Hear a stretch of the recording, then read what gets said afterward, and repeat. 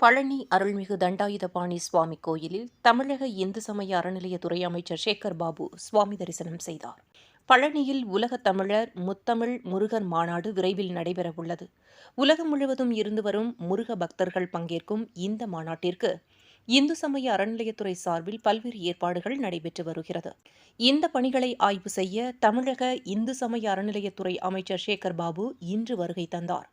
காலையில் ரோப்கார் மூலம் மலைக்கோயில் சென்ற அவர் கால பூஜையின் போது அருள்மிகு தண்டாயுதபாணி சுவாமியை தரிசனம் செய்தார்.